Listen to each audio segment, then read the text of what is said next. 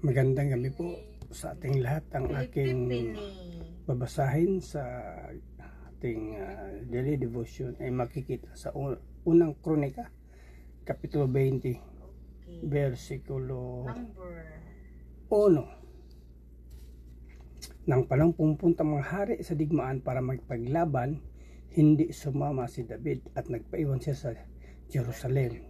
Si Joab ang nanguna sa mga sundalo sa pagpaglaban. Winasak nila ang lupain ng mga Amonita at pinalibutan ang Raba hanggang sa malipol ito. Yun lang po. Maraming salamat. Purihin ang Panginoon. Isang mapagpalang gabi po sa ating lahat. Ngayong gabi po ang aking ilalahad ay mula sa aklat ng unang mga kronika, Kabanata 20, talata 2. Kinuha ni David sa ulo ng Diyos ang si Molek ang koronang ginto nito na tumitimbang na 35 kilo. Tinanggal niya mula rito ang nakapalamuting mamahaling bato at inilagay niya sa kanyang sariling korona. Marami siyang kinuha mula sa nasamsam na lungsod. Yun lang po. Amen. Ang mapagpalang gabi po sa ating lahat. Ang aking pambabasahin niyan ay mula sa libro ng unang Kronika, chapter 20, verse 3. Ginawa niyang alipin ng mga mamamayan doon at pinagtrabaho gamit ang lagari, piko at palakol. Ito ang ginawa ni David sa mga naninirahan sa lahat ng bayan ng mga Amonita. Pagkatapos umuwi si David at ang lahat ng sundalo niya sa Jerusalem. Amen. God bless po. Magandang gabi po sa ating lahat. Ang babasahin ko po ngayon ay mula po sa unang Kronika chapter 20 verse 4. Makalipas ang ilang panahon, muling naglaban ang mga Filisteo at mga Israelita.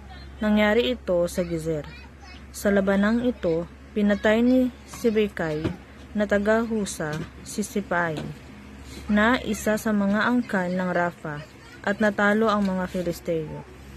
Amen. God bless po. Isang mapagpalang gabi po sa ating lahat. Ang aking i-share ay makita sa unang Kronika, Kapitulo 20, versikulo 5. Sa isa pa nilang labanan, pinatay ni Elhanan na anak ni Jair si Lami na kapatid ni Goliath na taga-Gat. Ang sibat ni Lami ay makapal at mabigat. Yun lang po. Maraming salamat. Purihin ang Panginoon. God bless.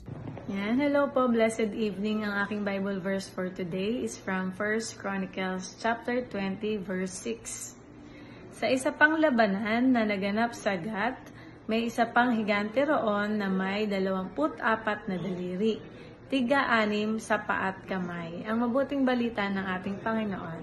God bless! Muli po, purihin ng Panginoon na sa bawat araw tayo po ay nakapagpatuloy sa ating devotion na ginagawa. Ito po ay isang favor na mula po sa ating Panginoon. At tayo po ay nasa 1 Chronicles chapter 20 verse 7 to 8. Sabi po dito, nang hamuni na higanting ito hakbo ng Israel, siya pinatay ni Jonathan na anak ni Simea na kapatid ni David. Ang apat na ito ay mula sa lahi ng mga higante sa Gat at silang lahat ay napatay ni David at ng kanyang mga lingkod. No?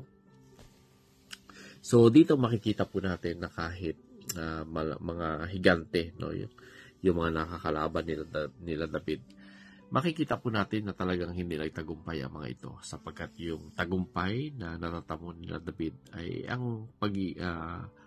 ang kasama nila ang Diyos sa bawat laban nila. So dito po natin makikita na kahit gaano katindi ang mga suliranin, no, kahit gaano kahigante yung mga kalaban nila David, ito po ay natatalo nila. So sa madaling pong salita, sa pamagitan ng pagpapatnubay ng Panginoon, sa pamagitan ng pagsama ng Panginoon sa atin, wala pong problema o malaking bagay na hindi po natin mapagtagumpayan.